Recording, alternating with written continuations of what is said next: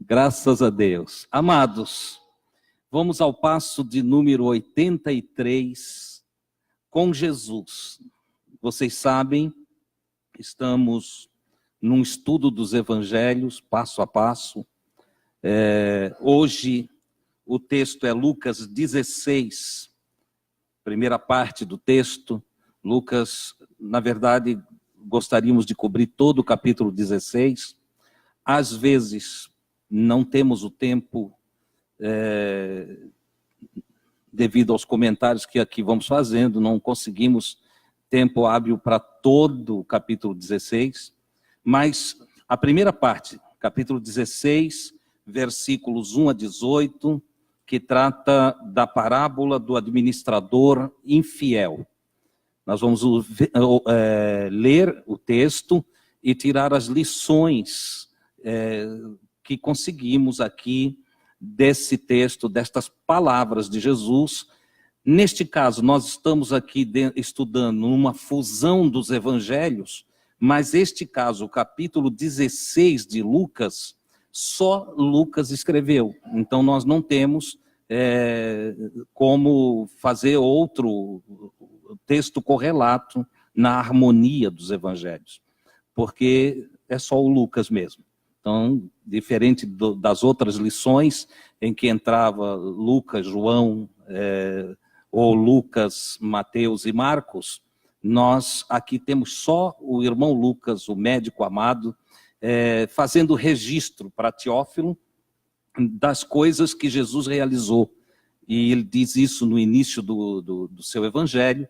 Ele diz que ele fez uma investigação apurada, procurou diligentemente saber os fatos, os acontecimentos do que Jesus ensinou e realizou, a fim de dar o peso da sua avaliação para este homem da corte romana, Teófilo. E nós hoje aqui vamos pegar dos escritos de Lucas e fazer essa avaliação. O Lucas diz que Jesus continuou ensinando. Para quem está vindo dos outros passos, viu que no passo de número 82, nós tivemos os ensinos de Jesus sobre os perdidos e achados. As parábolas da ovelha perdida, da dracma perdida e do pródigo. Todo o contexto mostrou que Jesus indica que não há caso perdido. Não há caso que não tenha jeito. Nós, devido à nossa cultura, e eu vou colocar aqui uma palavrinha, tá? Incluindo todos nós, a dureza do nosso coração, né? Às vezes a gente tem tanta coisinha lá dentro que endurece o coração. Devido a isto, a gente tem pessoas para as quais nós olhamos e o nosso amor se torna imperfeito, e a gente chega a ou pensar ou dizer, esse não tem mais jeito, esse é um caso perdido. Mas nas parábolas do capítulo 15 do Evangelho de Lucas, Jesus ele deixa bem claro que tem jeito para todos os casos. Tem jeito para a ovelha que se perde, tem jeito para os valores perdidos, e tem jeito até mesmo para um filho que tomou um caminho errado. Então Jesus deixa bem claro que é possível pessoas voltar a raciocinar direito, é possível voltar à luz consciente e arrancar pessoas do estado de perdição, do estado de erro, do estado de escolhas equivocadas, e fazê-los voltar à casa do Pai, ao encontro com o Pai, a ser lavado, purificado, regenerado, vestido e calçado. Ainda é possível formar uma nova aliança com alguém que desperdiçou tudo. Agora no capítulo 16, o Senhor Jesus ele começa falando uma história. É bom lembrar que os ouvintes continuam sendo o mesmo. São os mesmos ouvintes. Quem está lá? Fariseus, saduceus, que eu já expliquei aqui, religiosos da época de Jesus, no caso dos fariseus, religiosos zelosos, né? Pessoas que zelavam pela sua religião, né? Os saduceus, outra religião ou seita judaica que entendia a vida de forma diferente dos fariseus. Enfim, estavam por ali também os discípulos de Jesus, que na sua maioria eram rejeitados da religião, eram aqueles que estavam marginalizados pelos religiosos. E Jesus se dirige aos seus discípulos e contando uma história. A história que ele vai contar aí no capítulo 16 de Lucas, do versículo 1 ao 18, refere-se então à história desse administrador infiel. E Jesus diz que havia um homem, um senhor, né? Senhor aí, um patrão, que era muito rico, e ele tinha um administrador.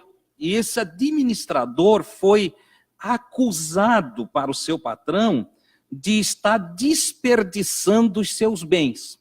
Ou seja, estava sendo acusado de má administração.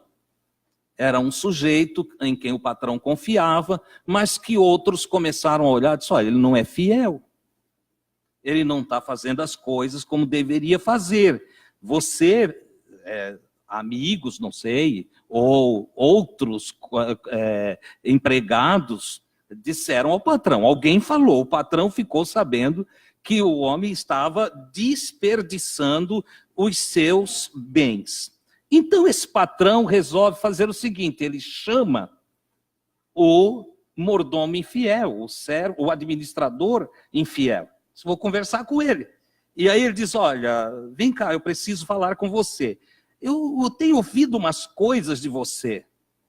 Eu tenho escutado coisa não boa a seu respeito. E, obviamente, aqui o Lucas não define se houve resposta ou se houve silêncio. Mas seja como for, ficou claro que ele não teve uma resposta positiva, né? E por isso o patrão toma, no versículo 2 aí, ele toma a decisão de despedi-lo. E ele diz, pois bem, preste contas da sua administração. Faz aí o levantamento, né? Faz o balanço das coisas e preste conta da sua administração. Pois você não vai poder mais administrar os meus bens. Não tem mais como você administrar para mim. É interessante porque, de fato, não tem coisa pior do que você trabalhar, lidar, conviver com quem você não confia, né? Quando a fidelidade vai embora, entende? A comunhão aqui fica difícil. Não dá para a gente continuar com quem a gente não confia, não é verdade? A esposa que perde a confiança no marido, vai ser uma coisa difícil de conviver. Ela não tem mais confiança, ela vai ficar com o pé atrás o tempo todo. O marido que perde a confiança na esposa, é difícil, até pais e filhos. É lamentável quando a gente encontra um pai que diz, não posso confiar no meu filho. Não dá para deixar nada em aberto para ele. Eu tenho que estar vigilante com o meu filho. É horrível, né? E isso também se estende, então, para a área comercial. Se nós formos um patrão que tem empregados, gerentes, administradores, que ele não confia, a situação se torna insustentável, é horrível. Não dá. Então, esse senhor aqui, esse senhor, esse patrão, ele resolve que tem que fazer as contas e fazer os acertos e definir que esse administrador não serve mais para ele por causa da sua infidelidade. Paulo escreve em uma de suas cartas, Paulo o apóstolo, e ele diz que requer-se dos dispenseiros ou dos mordomos, dos administradores, que eles sejam fiéis. Se não houver fidelidade, não serve mesmo. Então Jesus conta essa história de alguém infiel. Eu devo destacar um pouquinho aqui que era prática dos administradores, mordomos desta época, aplicar, fazer negócios com o dinheiro do seu patrão. E alguns deles tiravam o salário até mesmo dos lucros que tinham sobre o dinheiro do próprio patrão. Então eles aumentavam o dinheiro do patrão, negociavam em nome do patrão, vamos dizer assim, tinham uma procuração para negociar em nome do patrão, e os lucros auferidos dali saía parte para eles, certo? Neste caso aqui, fica claro que ele andou fazendo um trabalho ou pegando mais do que era para pegar dos seus ganhos, que estava tudo na mão dele, ou estava mesmo fazendo aplicações para beneficiar alguém e deixando de ter os lucros necessários para o seu senhor. Aqui está, então, um ato de infidelidade, de um modo ou outro, certo?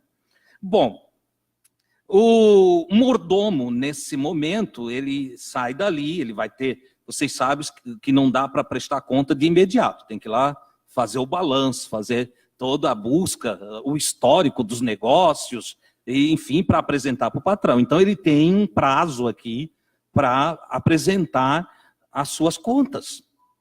Nesse prazo, ele passa a refletir, segundo o ensino de Jesus. Ele passa a fazer uma reflexão. E ele, refletindo, começou a pensar: o que eu vou fazer da minha vida? O que eu farei? Para ser pedreiro, eu não tenho força, né? Se eu cavar, eu só sei administrar. E agora eu não tenho energia para ser alguém que cave, que vai para a lavoura, ou que se torne um pedreiro, um servente pedreiro.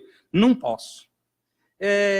Também, mendigar, eu fico com vergonha. Poxa, afinal, eu ocupo uma posição interessante, eu tenho um nome. Olha quanto tempo eu faço parte dessa vida de administrador, sou conhecido por todos os que negociam com o meu patrão. E agora já pensou em sair pela rua pedindo ajuda para um e para outro? Ele disse: então eu tenho vergonha. E ele vai refletindo a tal ponto que ele chega à seguinte conclusão: já sei. Isso ele está aqui numa conversa interna, né? Já sei o que eu vou fazer. Antes de eu ser afastado de vez da administração, eu vou fazer um negócio para as pessoas gostar de mim. Ele agora deixa de pensar nele simplesmente e diz: eu tenho que convencer pessoas para que elas gostem de mim. Daí, quando eu for embora daqui, eu tenho amigos. Como eu ainda tenho autorização para fazer negócios, sabe o que eu vou fazer? Eu vou chamar os que devem aqui para o meu patrão e eu vou começar a diminuir a dívida deles. Afinal, ele tinha procuração para isso. Ele tinha procuração para administrar as contas, os negócios. E ele, então, agora usa de uma expertise, de uma astúcia. Jesus vai chamar essa atitude dele com relação a ele mesmo de prudência. Pela primeira vez, esse homem começa a pensar para frente. Ele começa a pensar que em um futuro ele tem que ter uma base, ele tem que ter amigos, ele tem que ter pessoas que queiram bem a ele. É interessante porque ele teve muito tempo para fazer este trabalho de relacionamento social. Ele teve tempo e recursos em suas mãos para angariar muitos amigos. Mas é provável que ele tenha se tornado tão egocentrista e tão materialista que esqueceu dos relacionamentos em sua base mais nobre, que é as amizades, o companheirismo, o amor ao próximo. Ele tinha esquecido disso. Agora, ele é despertado por um impacto, uma luz que vem à sua consciência e o faz refletir: para onde irei, o que farei, o que será de mim ali na frente. Como vai ser a minha vida, o meu viver ali na frente, o amanhã, o que será o amanhã. E então ele vai fazer um outro ato injusto. É um ato errado. Entendeu? O que ele faz? Ele chama as pessoas que estão devendo para o seu senhor, convocou os devedores do seu senhor, um a um. E ele disse ao primeiro: quanto é que você deve para o meu senhor mesmo?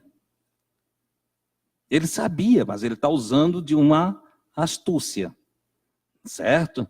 Ele não quer deixar claro que ele está fazendo algo errado. Para aquele sujeito, ele tinha que demonstrar que tem autorização para isso, ele tem uma procuração para isto. Ele faz o outro pensar que ele está fazendo um negócio legal. E ele diz: quanto é que tu estás devendo para o meu senhor aí? E ele diz: olha, eu devo 100 barris de óleo. Eu devo 100 barris de óleo. Então respondeu ele e disse: pega aqui a tua conta, vai ter desconto. Bota aí só 50. Estás devendo 50. Como que se dissesse: olha, tu é alguém que é um freguês da casa, você tem estado sempre aqui e nós resolvemos fazer uma negociação aqui para você dever menos. E aí diminuiu pela metade a dívida do sujeito. É claro que com esse gesto, com este ato, dentro de um relacionamento legal, ele cai nas graças do indivíduo que tem a sua dívida diminuída, certo? Ele caiu nas graças desse indivíduo. E ele está plantando algo para o futuro. Ele aqui está pensando no seu futuro. Ele disse: olha, eu vou baixar aqui. Ele sabe que ali na frente ele vai ter que procurar esse indivíduo. Ele sabe que lá na frente ele vai precisar de ajuda. E é muito mais fácil eu chegar na casa de alguém que eu ajudei há um tempo atrás. Certo? Então, ele faz isso, diminui. Ele chama o segundo, veio o outro, e ele diz: quanto é que você deve? Ele disse: 100 medidas de trigo. Ele respondeu e disse: tome a sua conta aqui, vou te dar 20% de desconto aqui na tua dívida, passa de 100 para 80. E assim ele foi fazendo com todos. Ele foi trabalhando de uma forma astuciosa, sagaz, né? E ao mesmo tempo ele está usando de uma prudência. A prudência ele está usando para consigo mesmo. Eu tenho bens nas minhas mãos, não são meus, mas eu posso trabalhar esses bens para ali na frente eu ter vantagens. É um ato injusto? É um ato injusto. Mas nós temos que convir que também é um ato inteligente para quem está em apuro.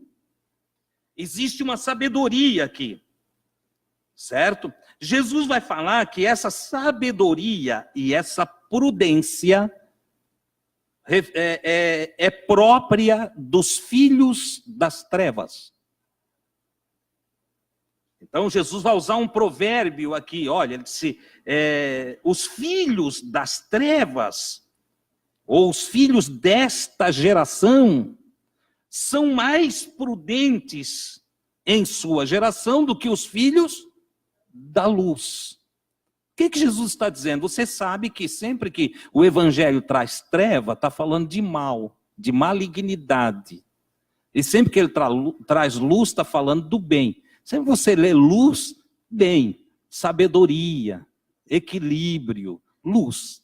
Tá? Mal, trevas, malignidade, maldade, né? Desequilíbrio, enfim. Então as trevas aqui, filhos das trevas, algumas traduções trazem, outra que estamos usando aqui, ela traz filhos desta geração, ou deste século, que identifica aquele que não está preocupado com a sua vida eterna ou perdurável, a vida espiritual. Aqueles que são entregues a uma vida dentro do tempo, aqueles que acham que a vida acaba aqui e pronto, entendeu? E se esses que acham que a vida acaba aqui, que é o sujeito da vida, o filho deste século, ou o filho desta geração, eles veem a vida só aqui, só embaixo do sol, como escreve Salomão em Eclesiastes. Ao olhar a vida só embaixo do sol, eles trabalham só o que é passageiro. Trabalham, correm só pelo que é passageiro. Eles não trabalham os valores morais, os valores espirituais. Eles não estão nem aí, entendeu? Mas Jesus diz que eles têm uma coisa, esse povo, essa geração deste século, essa geração materialista, egocentrista, eles têm algo a ser observado. Eles têm uma prudência, eles têm uma sagacidade, eles têm uma inteligência no lidar nesta era. Eles não andam como aqueles que são filhos da luz, porque é interessante, não tendo certeza alguma, eles investem em si mesmos, sem tropeçar naquilo que buscam para si.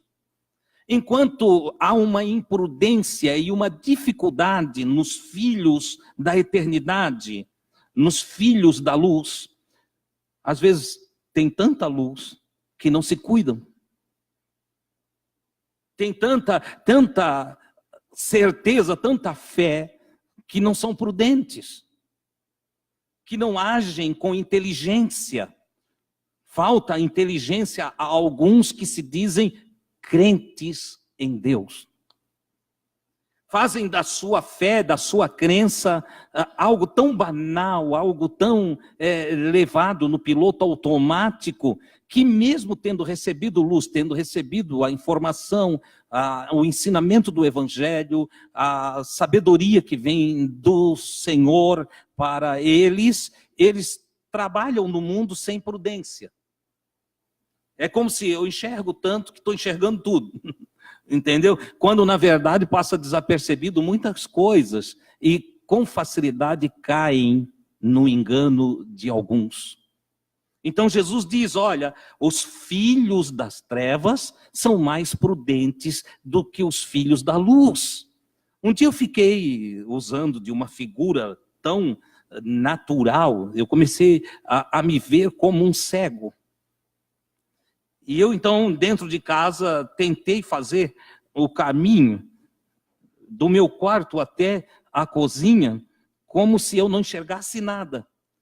Para compreender melhor essa expressão de Jesus, os filhos das trevas, os filhos dos que não enxergam, aqueles que têm cegueira.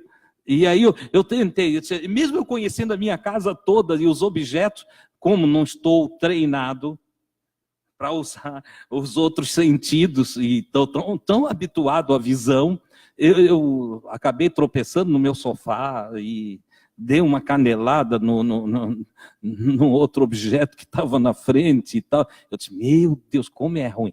Mas eu percebi uma coisa, como eu precisei exercer mais cuidado no meu caminhar.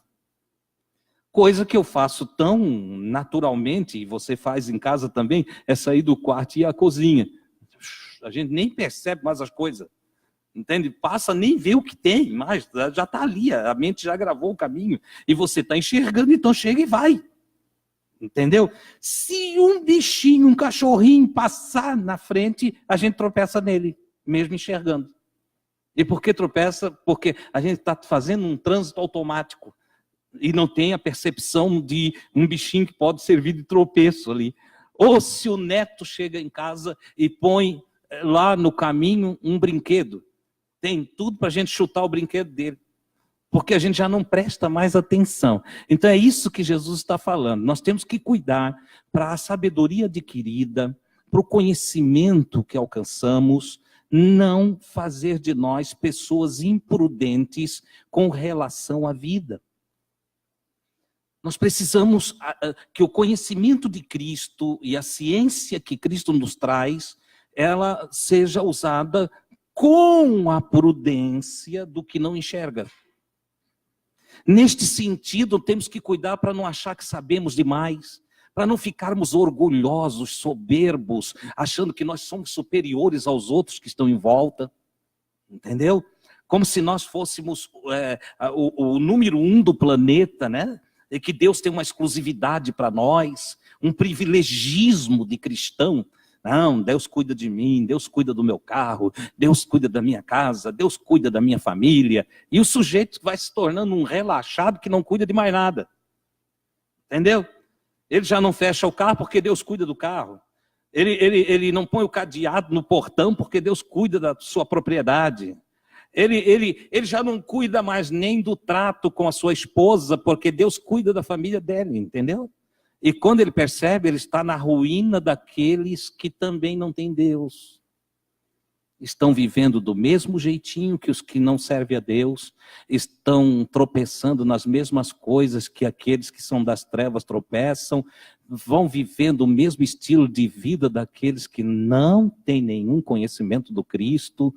Eles, de repente, quando o sujeito olha, ao invés dele ter evoluído espiritualmente, ele involuiu. Saiu de um patamar de graça, de paz, de vida pacificada, de amor, para um estado de queda, tal qual a do pródigo, que com toda a sua generosidade usou os recursos também de forma errada para gastar numa vida dissoluta. O que leva o indivíduo com todo o status de filho da luz a andar nas trevas. Jesus, então, ele disse, olha, é preciso mudar isso aqui. O que ele está dizendo? Olha, os filhos das trevas têm mais prudência. Os filhos da luz precisam pegar exemplos dos filhos das trevas. Os iluminados por Deus precisam usar da prudência de que os filhos das trevas têm. Eles, como não creem no que você crê, eles se protegem, fazem seguro do carro. Eles não vão orar para Jesus não deixar o ladrão roubar o carro. Eles vão lá e fazem seguro do carro. E se o ladrão roubar, o seguro paga. Entendeu? Eles não vão orar para Deus cuidar do casamento deles. Essa prudência dos filhos das trevas, eles cuidam do casamento. O marido que ama a sua mulher, ele cuida, ele zela por ela e faz de tudo para não perder ela. A mulher que ama aquele homem também faz de tudo para não perder seu esposo. Os filhos das trevas, eles cuidam para não haver choque, né? Para que eles se deem bem. Então nós temos que cuidar para não ter na nossa iluminação a ideia de que Deus faz tudo por nós e que nós não precisamos fazer nada. Não, sirva a Deus, mas trate bem da sua esposa. Ah, irmão, Jesus vai proteger o meu casamento, Ele vai blindar o meu casamento. Casados para sempre.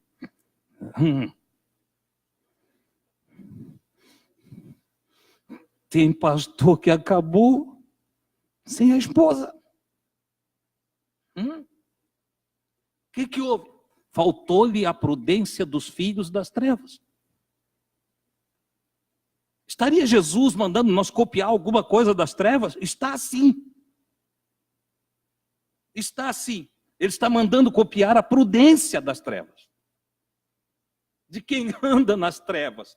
De quem não sabe para onde vai.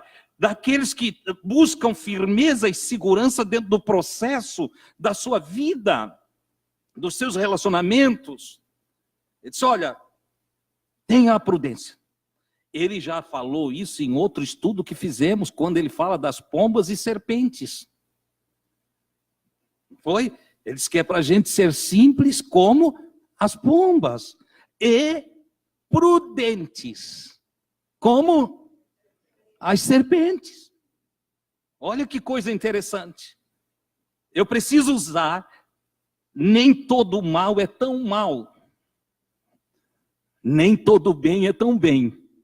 Então eu preciso usar de sabedoria, de inteligência, para do mal tirar lições. E o bem, eu não mergulhar nele como se nunca houvesse nada de probabilidade de algum mal no bem. Essa é a grande verdade. Ou seja, tudo que Jesus ensina chama para um caminho do centro, um equilíbrio. É aquilo que Paulo, apóstolo, define como fruto do Espírito.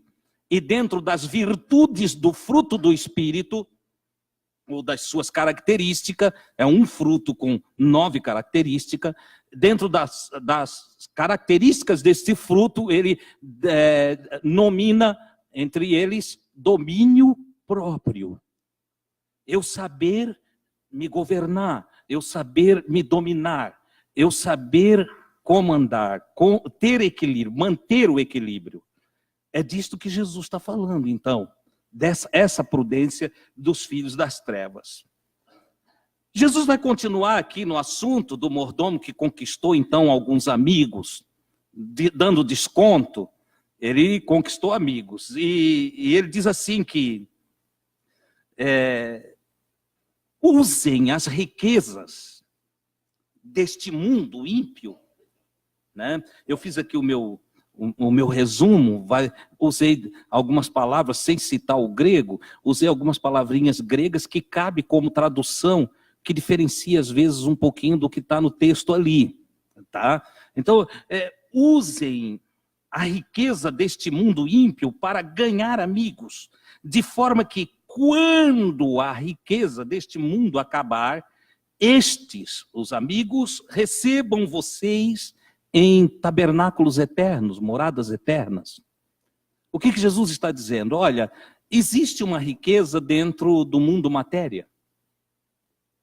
Aqui dentro do mundo matéria tem riquezas. Tem a beleza das flores, das cascatas que correm, dos rios, dos pássaros. Tem a beleza dos animais. Tem a beleza de poder comer e fazer festa, de namorar, casar e ter família. Para alguns casais não gostam, né? Mas para outros tem essa beleza, né? Enfim, a vida é maravilhosa aqui e é gostoso quando tu tem a tua casa, né? E se tu não tem ela como sua propriedade particular, mas você tem os recursos para pagar o seu aluguel, você tem onde ir à noite, deitar, e enfim. Então Jesus disse, olha, tudo que vocês têm, vocês devem usar não só para vocês. Tudo que vocês alcançam nesse planeta, vocês devem entender que é do todo. E vocês, aquilo que tiver na mão de vocês, porque o mordomo, ele aponta para nós, porque nada é nosso de verdade. Nada é nosso. Em um comentário de um chinês que aproximou-se do palácio do imperador e olhou para a guarda na frente do palácio e disse, hoje eu vou dormir aí. Aí o guarda sorriu e ignorou o argumento do indivíduo. E aí ele disse, não, eu vou dormir, porque tudo é nosso. E o guarda sorriu novamente, disse, como? Nosso nada, aqui é a casa do imperador. Disse, não é não. Dá a impressão que é dele, mas não é nada dele. Como não é do imperador, rapaz? Ele disse, não. Na verdade, antes dele, quem que morou aí? Foi o pai dele. E antes do pai dele? O avô dele. E antes do avô dele? Foi o bisavô dele. Então vem de muitas gerações, vários já moraram, não foi? Ele disse, sim, nenhum ficou com a casa, né? Ele disse, não, também não é desse. Ele estava passando a ideia de que nada é nosso. Entendeu? Aquilo que eu chamo de meu não é necessariamente meu. Na verdade, cada um de nós é um administrador dos bens do Criador. Cada um de nós tem um pouquinho de coisa e alguns de nós fica bem orgulhoso. Porque tem um pouquinho mais, e alguns se orgulham até de pouquinho menos. Como existe o sujeito do casebrezinho que ele conseguiu pintar de azul. Era um casebrezinho pequenininho, tinha que se abaixar para entrar dentro, mas ele conseguiu pintar, era o único casebre azulzinho da rua, os outros não tinham pintura. E o sujeito virou tão soberbo porque ele conseguiu pintar aquele casebrezinho de azul. Ou seja, o orgulho ele pode surgir no coração de qualquer pessoa em qualquer lugar. Não precisa ser milionário para ser orgulhoso. Eu lembro de um amigo que andava a pé e um dia ele comprou uma bicicleta Monarch de barra circular. Entende? Ele mostrava aquela bicicleta para todo mundo. Era novinha. E ele ficou tão bobo, ficou tão insuportável, que nem a mulher não quis mais ele. Ficou com a bicicleta. Você entende?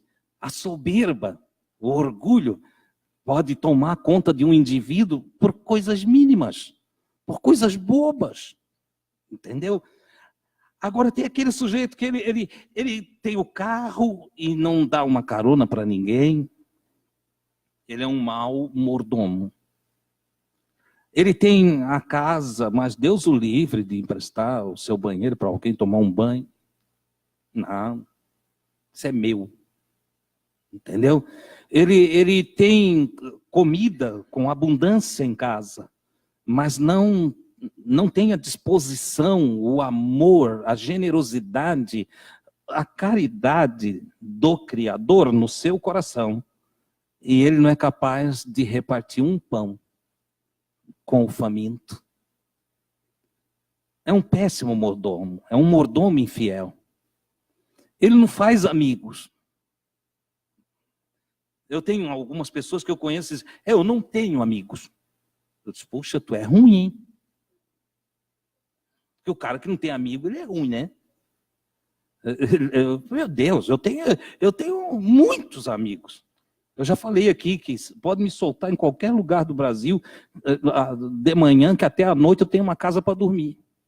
Qualquer lugar. Entendeu? Porque aprendi com o Senhor a fazer amizade. Entende? A dialogar com pessoas, a ouvir desde a criancinha até o ancião.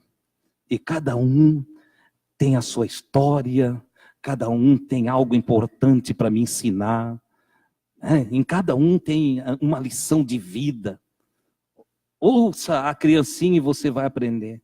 Ouça o jovem e você vai aprender. Ouça o ancião, a anciã, e você vai aprender. Ouça o homem simples da roça e ele vai te dar aulas extraordinárias. Ouça o mecânico. Ouça o médico, ouça as pessoas. Cada pessoa tem algo que eu não tenho. E se eu então exercer a minha mordomia com fidelidade ao Criador, que é o meu Senhor, o meu patrão, eu vou ser abençoado nos dias futuros. Não preciso ter medo do que vai me acontecer. Afinal, o próprio Cristo diz, através de seus apóstolos, que tudo que o homem semear, isto também ele ceifará. Planta paz, não vai ter tempestade. Não é verdade? Plante generosidade e você vai encontrar muitas mãos estendidas para você. Plante o amor e você não viverá em guerra. Faça o bem e o mal ficará longe de você. Essa é a grande verdade. Então, esse homem, ele, com toda a sua astúcia, ele fez o que deveria ser feito no sentido de uma recuperação da própria vida. Ele muda de atitude, ainda que o seu caminho de recuperação tenha sido iniciado com uma atividade ilegal. Ele tenta recomeçar de forma errada. Mas é assim mesmo, todo mundo que vai recomeçar não sabe. Ou que vai aprender, ainda não sabe. Eu lembro de quando fui para o primeiro ano do colégio e que a professora tinha que pegar a minha mão para me trazer coordenação. Não é assim? Eu não sabia nem fazer bolinha direito, nem aqueles morrinhos. A minha mão descoordenava, saía fora da linha, entendeu? Mas o processo sequente me levou a ter coordenação. E aí eu comecei a escrever de forma correta. Fazer as linhas, ou os desenhos, ou, enfim, as letrinhas dentro do padrão que era para ser feito. Ora, espiritualmente também nós não sabemos recomeçar da forma certa.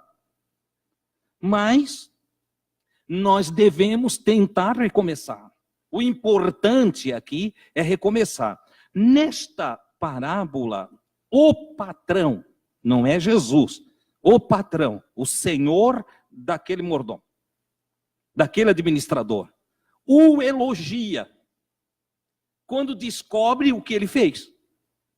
É interessante porque dentro da parábola, esse senhor é um homem sábio, é um homem inteligente. Só os sábios mantêm o equilíbrio diante da adversidade ou das coisas que são contrárias a eles. Quem não tem sabedoria, logo bota o pé pela mão, se descabela e faz tudo errado, entendeu? Mas esse senhor, ao invés de ficar odiando aquele mordomo, sabe o que ele faz? Ele o elogia. Elogiou o indivíduo. Disse, poxa, foi uma esperteza tremenda. Foi inteligente da parte dele. O imprudente fui eu.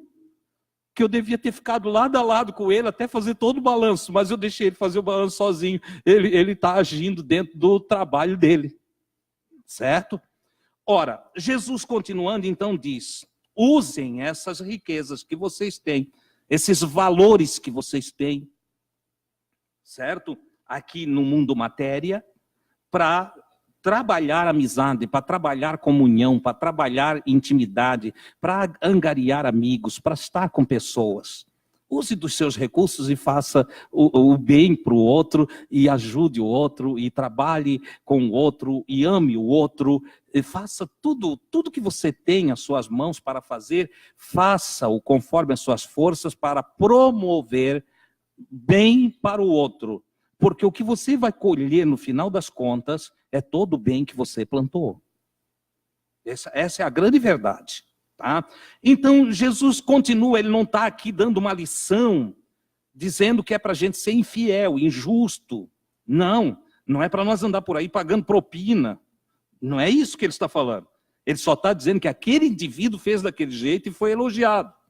E que nós devemos tirar lições dali para o nosso dia a dia. Mas ele continua, no versículo 10, ele diz, quem é fiel nas coisas mínimas, a fidelidade, ela não é algo que se dá quando a gente está no topo. Não. Ele diz que a fidelidade é algo que ela se inicia nas coisas pequenas. Quem é fiel nas coisas mínimas é fiel também no muito.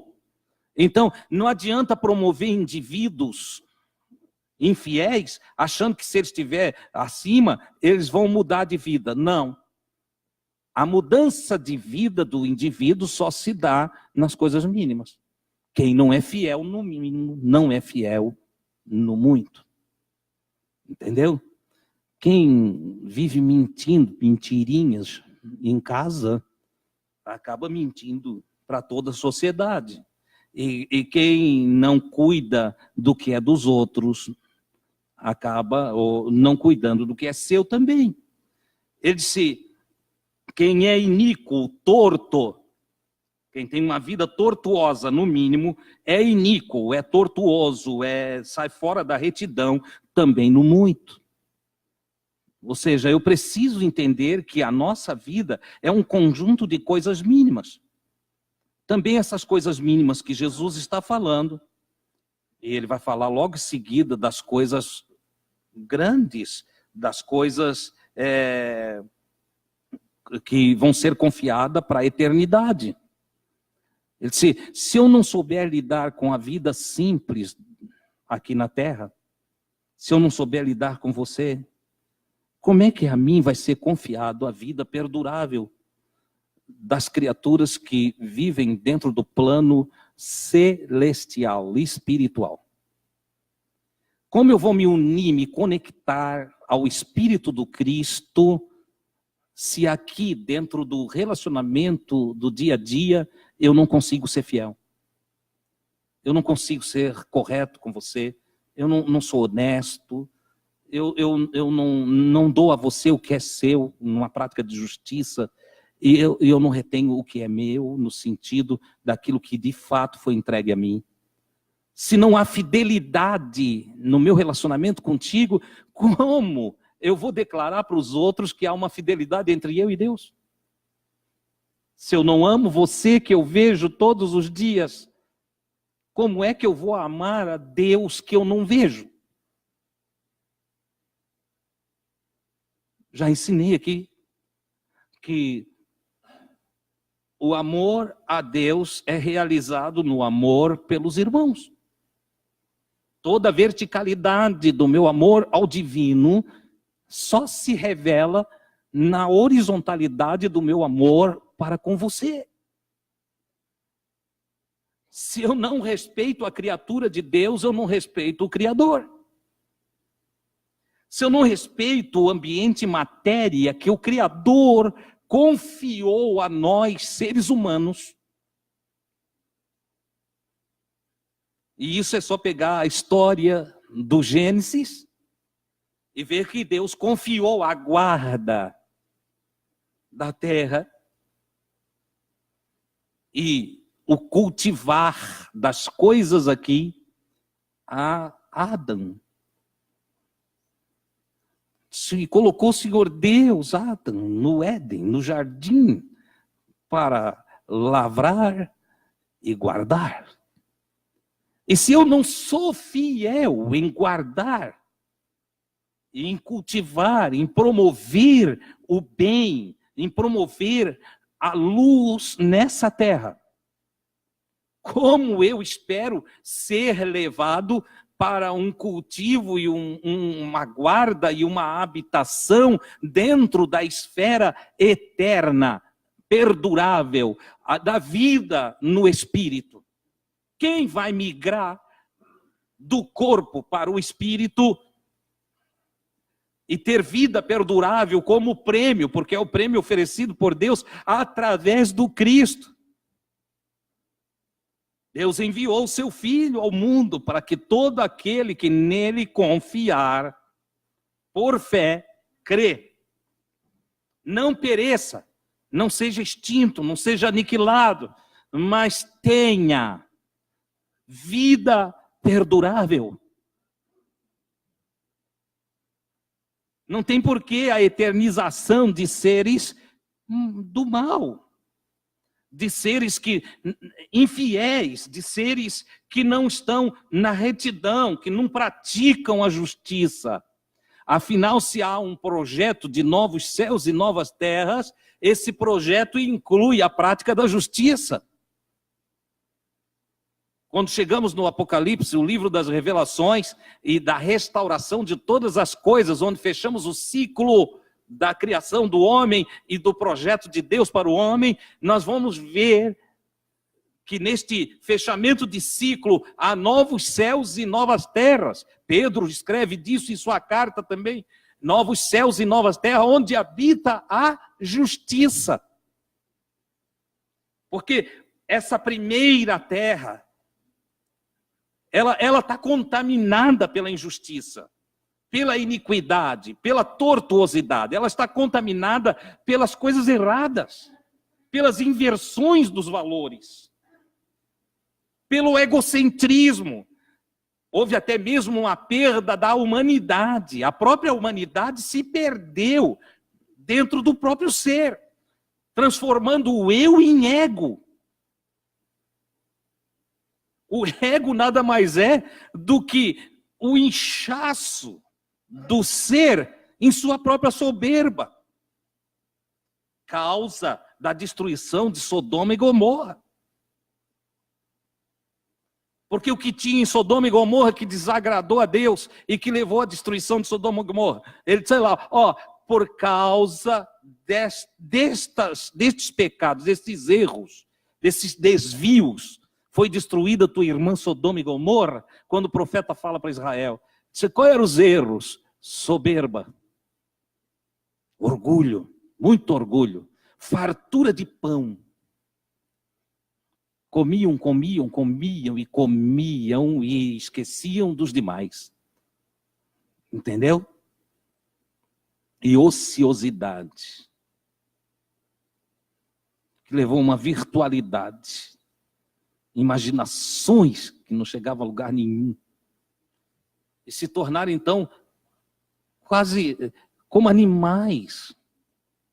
Em sua imaginação deixaram correr pelo curso de sua própria vontade, anulando a vontade de Deus na sua vida.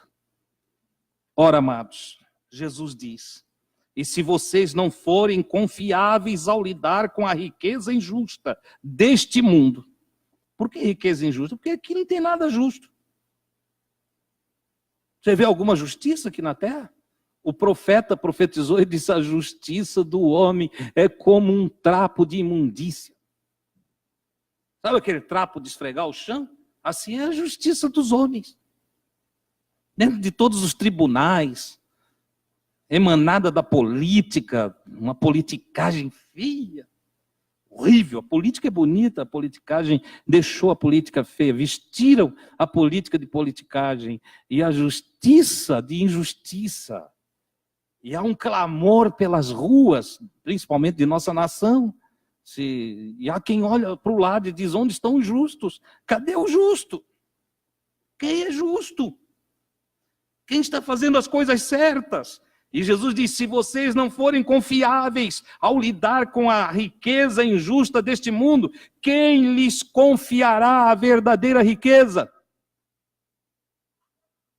Quem é que vai servir as verdadeiras riquezas, a sabedoria espiritual, os dons espirituais, a ciência espiritual, as revelações das coisas espirituais? Quem é que vai confiar para vocês o que é verdadeiro, o que é real, o que tem substância espiritual? Quem confiará a vocês? Se vocês não forem fiéis com os bens dos outros, vocês não podem servir a Deus e o dinheiro. Ou seja, se vocês não forem fiéis com os bens dos outros, quem confiará a vocês o vosso próprio bem? Você rouba, será roubado. Paulo escreve em sua epístola e diz assim: o homem enganador vai de mal a pior, enganando e sendo enganado. Ele pensa que tirou vantagem aqui, estão tirando vantagem dele ali. Pensa que se deu bem num negócio aqui e ele se dá mal em outro negócio ali. Porque é exatamente a lei da semeadura, da causa e efeito. Planta mal, colhe mal, vai colher, não tem. Entendeu? Aí Jesus disse: olha, ninguém pode servir a dois senhores. Com efeito, ou ele odiará um e amará o outro, ou desprezará o outro e amará o outro. Ele disse: não dá. Se vocês quiserem ser ricos, entenda isso aqui, tá? Não há pecado na riqueza. Não, o problema é o amor ao dinheiro, a avareza. Lembro vocês, Jesus está falando a um grupo de dinheiristas, religiosos, fariseus, entendeu? Sacerdotes de Israel. Ele está falando para eles. Tudo bem vestido, tudo, entende? Bem arrumado, tudo cheio de recursos. E Jesus está falando para eles. Ele disse: ó, não tem como vocês amar dinheiro e servir a Deus. Não tem. O amor ao dinheiro, não é o dinheiro. Tem gente que diz: ó, o dinheiro é a raiz de todos os males. Não é, não. O dinheiro é bom. Entendeu? O dinheiro ajuda. Alguém disse assim: o dinheiro não traz felicidade. Aí o outro respondeu: mas acalma os nervos. Entendeu? Então o dinheiro não é ruim, Mas o amor ao dinheiro é a raiz de todos os males. E aí o apóstolo escreve: quem ama o dinheiro nunca se fartará dele. Aqui está o problema. Eu passo a amar o dinheiro e eu quero mais, e quero mais, e quero mais. E aí há essa migração para a corrupção, para ter mais e mais. Tem gente que acumulou dinheiro, que ele vive 10 vidas, entendeu? E não acaba o dinheiro. Ele acumulou dinheiro, vive 10 vidas e não acaba o dinheiro. E ainda está roubando. Ainda está se corrompendo. Por quê? Porque quer mais. É o desequilíbrio. Quando eu valorizo as coisas materiais, eu valorizo as coisas deste mundo mais do que as coisas de Deus, eu perco o referencial. E aí é uma queda livre para o imoral, é uma queda livre para a corrupção, para a iniquidade, para os erros. E é um erro chamando outro erro, e é uma cegueira de cego guiando cego, e indo os dois para o abismo, a escuridão sem fim de uma consciência que já não trabalha mais. Ou seja, o sujeito passa a ser inconsciente, e como tal, é um animal atrás de coisas banais.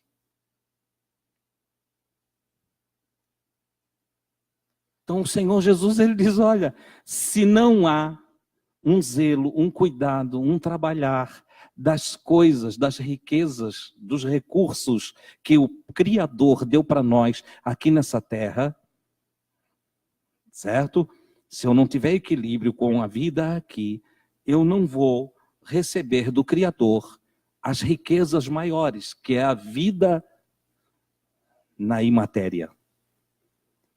Porque eu e você somos mais importantes dentro do espírito consciente do que no corpo. Você pode ter de tudo aqui na matéria, e se sua psique não estiver bem, você será infeliz. Você pode acumular bens, você pode ser detentor da maior riqueza do planeta, entendeu? Mas se sua psique não tiver a luz do Espírito, a consciência para equilibrar as coisas na psique, na alma, você não será feliz. Por isso, milionários se suicidam. Donos de grandes fortunas perdem a família. Entendeu?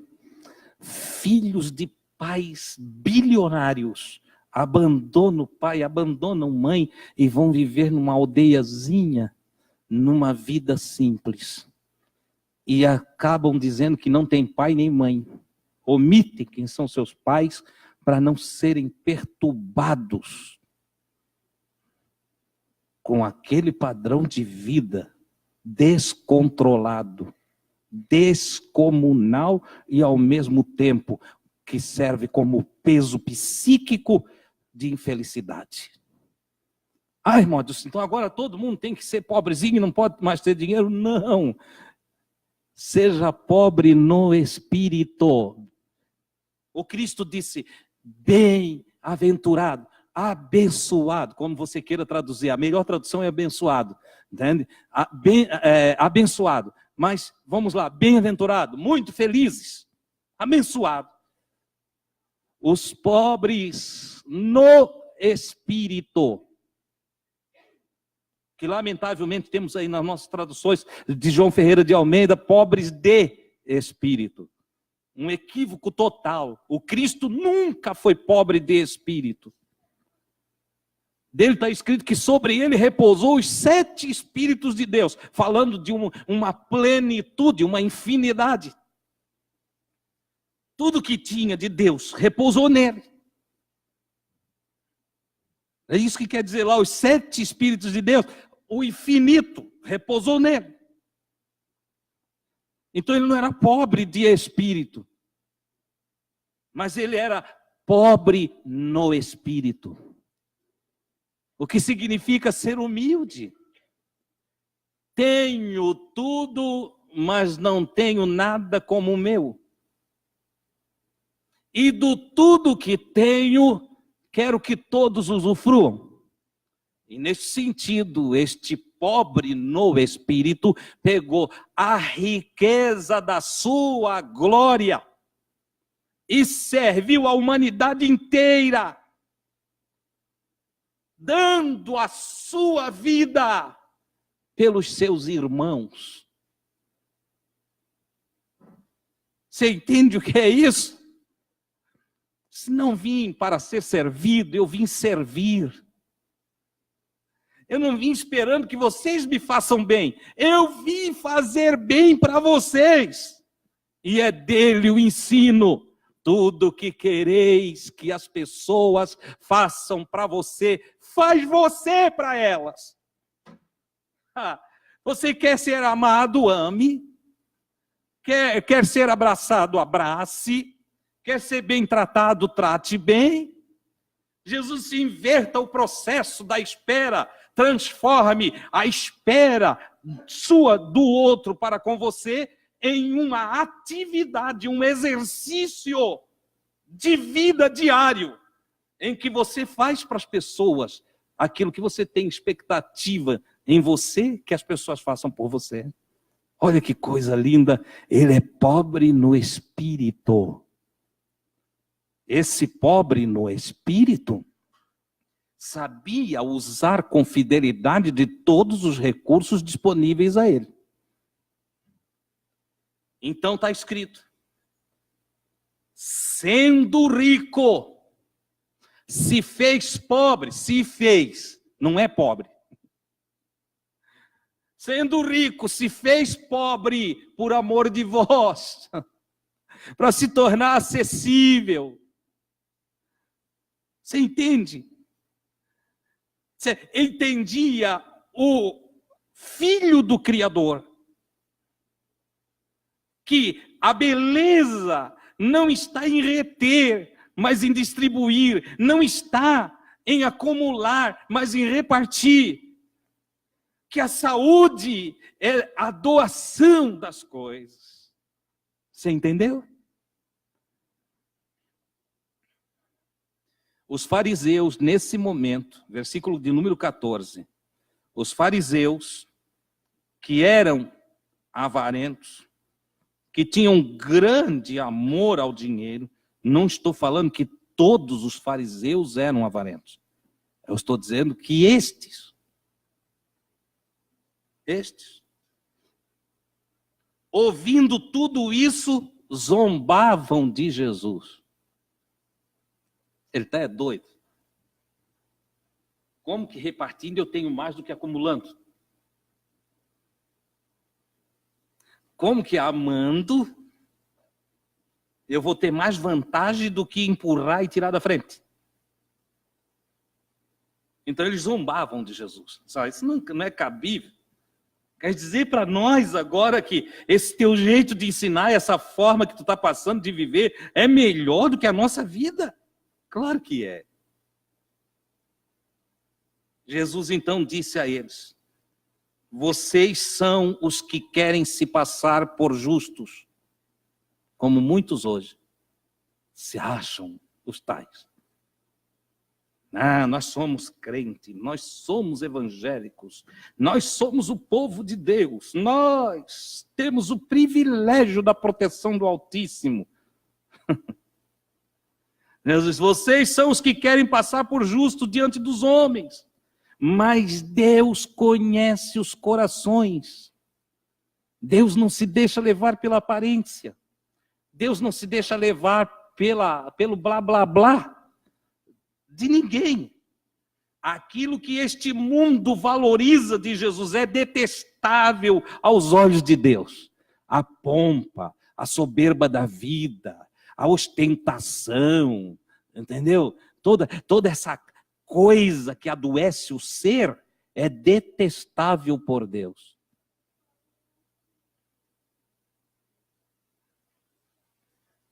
Jesus disse, olha, Deus não gosta desse tipo de coisa, dessa falsificação da verdade, dessa capa de santidade, desse conjunto de justiça hipócrita, entende? Desse trapo de imundícia, de se faz de santo aqui, mas ali não é santo coisa nenhuma.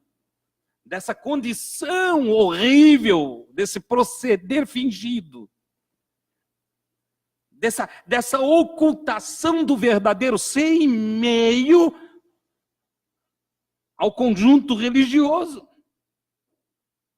Desse sobrecarregar de regras e de hábitos que aparenta ser uma postura de piedade, mas que é uma piedade negada pela eficácia dos atos no dia a dia. Esse blá blá blá de eu te amo sem amar, de eu te ajudo só para ostentar que eu dei um sacolão para você, quebrando a orientação do Cristo, que o que a tua mão direita faz, não o saiba a tua esquerda. Ou seja, não faça nada para aparecer diante dos homens. Sua relação espiritual deve ser no seu coração com Deus. O resultado dessa intimidade com o divino, o resultado dessa iluminação pela presença do Santo Espírito, o resultado dessa conexão com o Cristo, deve ser a amostragem real, verdadeira, de uma vida caridosa, generosa, amorosa para com o próximo. Não é fazer para agradar a Deus. Fez porque Deus se agradou de você. Não é fazer para chegar em Deus. Não, eu cheguei em Deus. E da presença de Deus eu saio energizado, iluminado, abençoado para abençoar os outros. De sorte que se vê logo a intimidade de um indivíduo com Deus quando ele não pede bênção. Para aí, meu Deus, agora acabasse com tudo. Não, dá um tempinho para mim aí, vou te explicar. O homem que vive na presença de Deus, quando caminha abençoado. E ele não ousa pedir bênção, porque ele usufrui da bênção, da presença do divino em seu próprio espírito, em seu próprio coração. Deus é tão íntimo dele, que ele não tem bênção para pedir. Ele tem um coração agradecido, que diz o tempo todo, obrigado, Senhor. Obrigado pela minha esposa, obrigado pelos meus filhos, obrigado por essa casa em que eu moro hoje. Obrigado pelo meu pão, pela minha água. Obrigado, Senhor, pelo meu patrão. Obrigado pela escola que eu estudo, pelos meus mestres. Obrigado pelas pessoas que me cercam. Ele é tão agradecido, mas tão agradecido, o ser que vive na presença de Deus, que ele agradece até pelos seus inimigos. Ou não é assim? Pelos inimigos? Não, aí é doideira. Não, não é não. Te explico. É que ele consegue entender que até os seus adversários, aqueles que se fazem adversário dele, porque ele próprio não é adversário de ninguém, mas aqueles que se fazem adversário dele acabam servindo como escultores de Deus para melhorar o seu caráter. De sorte que se alguém fala mal, ele procura observar se não há nele alguma coisa para ser consertada. Se alguém o critica, ele não odeia. Isso pode ser uma ferramentinha do Senhor querendo melhorar algo em mim. Esse é o homem que vive com Deus. Ele se desmaterializa. Ele não pega a casa dele, joga fora. Ele não pega o dinheiro dele, joga na rua. Ele nem dá os dízimos dele para os pastores. Você entende, né? Não dá. Ele é inteligente. O iluminado é inteligente. Quando o pastor te pedir dinheiro, corre dele. Entende? Esse homem de Deus, essa mulher de Deus, é alguém tão conscientizado das verdades divinas que ele passa a ser instrumento de Deus para o bem do outro. Então ele não joga o que tem fora, ele administra bem o que possui, o que está em suas mãos. E ele reparte, ele ajuda, ele abençoa. Não igrejas, pessoas. Pessoas. Ele vai lá na casa do pobre e vê o que está faltando. Ele diz, eu tenho tanto. É tão generoso. Constrói o banheirinho de um pobrezinho lá. Essa semana assisti uma reportagem, vocês devem ter assistido também, de uma senhorinha, se não me engano, em Pernambuco, que tinha deficiência para andar. Tu assistiu? E que, através da reportagem, um marceneiro viu a necessidade da senhorinha, e cada estado de São Paulo, o marceneiro conseguiu fazer uma conexão no estado de Pernambuco, contratou um pedreiro, mandou dinheiro para o material e construíram um banheirinho para a senhorinha. Que não tinha banheiro. Entendeu? Que coisa linda, que coisa maravilhosa. Não é dar para o pastor ver que eu tenho. Não é entregar dinheiro para a igreja ter milhões, nem ter ouro no teto, na porta. Entendeu? Não temos que construir templo de Salomão. Nós temos que ajudar os que estão em volta de nós. Cuidar dos que estão perto da gente. Nós temos que nos interessar por quem está precisando. É aquele senhor que é um pai de família, trabalhador, ganha tão pouquinho. Aumentaram o aluguel dele e esse mês ele não consegue pagar a energia. Puxa, eu saio todo dia. Vou fazer lanche fora. Que tal eu jejuar uma noite de lanche? Simples de fazer, até saudável. Eu estou precisando mesmo, tenho que emagrecer. Né? Jejuar uma noite, uma só. Eu vou pagar a energia dele. Você entende? Jesus está ensinando que na mordomia da vida, a infidelidade está em nós pegar todos os recursos que Deus fez chegar na nossa mão e nós não usar isso para ser mais espirituais, mais conscientes das realidades, de ajudar aqueles que estão em volta de nós. É disso que ele está tratando. Os fariseus, nesse sentido, zombam dele. Jesus então diz para eles, vocês são os que querem passar por justo diante dos homens, mas Deus conhece o coração de vocês. Aquilo que este mundo valoriza é detestável aos olhos de Deus. Eu vou encerrar aqui, continuamos na quarta-feira, no passo de número 84, se Deus quiser e nós vivermos. Eu espero que eu, de alguma forma, tenha sido um instrumento do Senhor para lançar luz sobre o teu entendimento e fazer com que, obrigado, irmão Luciano, fazer com que você, eu quero isso para mim, eu quero dia após dia evoluir nesses passos com Cristo, eu quero ser uma pessoa melhor do que eu sou, mas eu quando digo eu quero ser, não é que eu quero ser esperando um milagre de Deus fazer em mim uma pessoa melhor. Eu quero ser, sim, isto. Tá certo, né? Deus quer mesmo.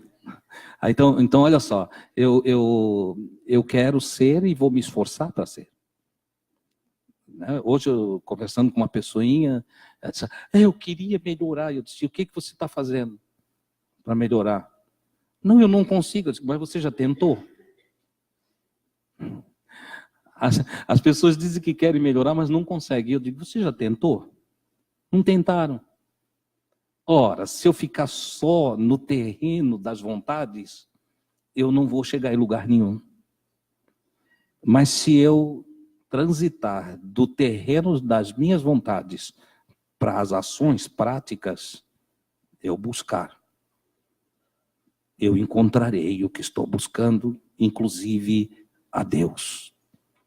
Como está escrito, buscarás o Senhor teu Deus e o acharás. Quando o buscares de todo o teu coração, com todo o teu entendimento, empregando todas as tuas forças, energias, tu vais achá-lo. Então, pratique a palavra, viva a palavra, faça do ensino de Cristo a sua vida. Adote as palavras do Cristo como princípios de vida diário, até o último dia seu aqui. Então, você não vai precisar enganar ninguém como mordomo infiel. Simplesmente você vai andar na fidelidade. E aquilo que ele, na tentativa infiel, buscou conquistar, você terá naturalmente, através de sua fidelidade a Deus e aos seus irmãos. Amém, queridos? Queiram estar em pé, vamos agradecer ao Senhor, nosso Deus, essa oportunidade de estarmos juntos.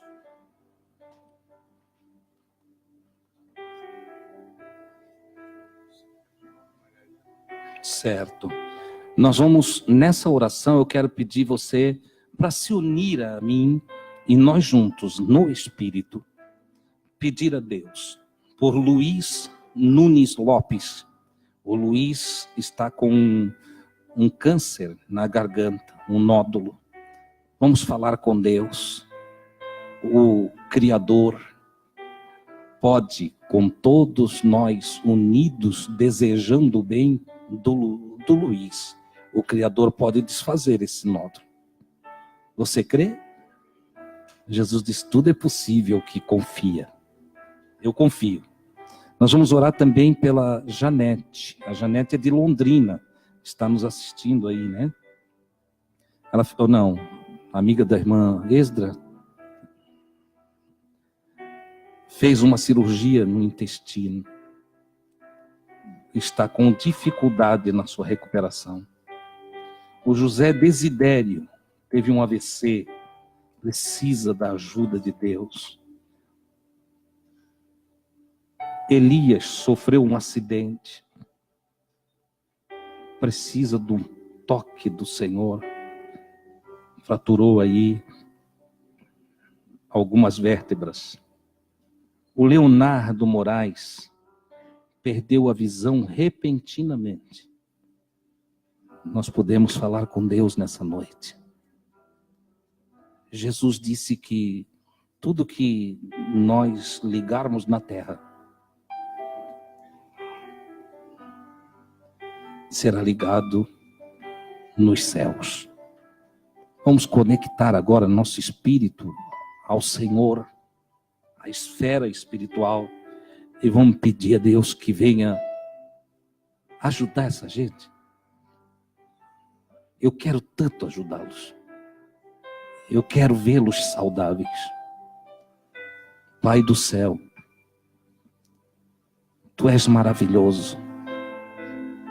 Não há palavras para descrever Teus ensinos, Tua graça, Tua misericórdia, e muito menos para descrever o Teu ser. Tu és maravilhosíssimo, Senhor. Para Ti não há impossibilidades. Todas as coisas são possíveis para Ti.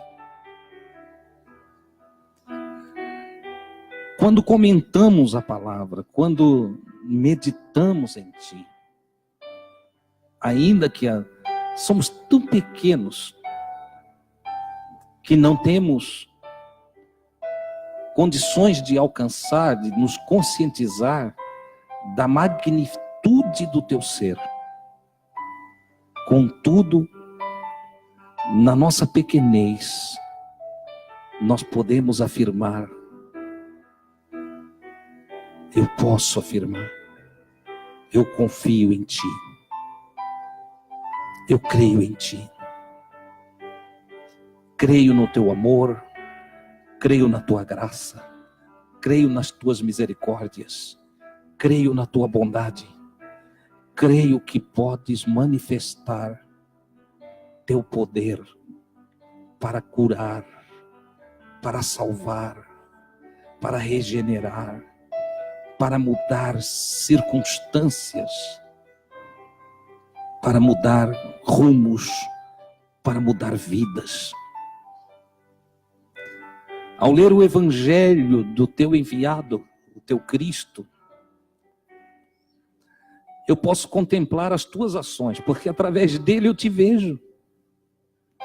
Através de seus feitos eu vejo os Teus feitos, Pai. Ficou Teu Filho, Jesus o Cristo, como referencial daquilo que Tu és. Porque Te enxergamos em todo o Seu amor, em toda a Sua bondade, em toda a Sua misericórdia, em todos os Seus feitos, em todos os Seus ensinos, em tudo que Ele é. Nós enxergamos o que Tu és.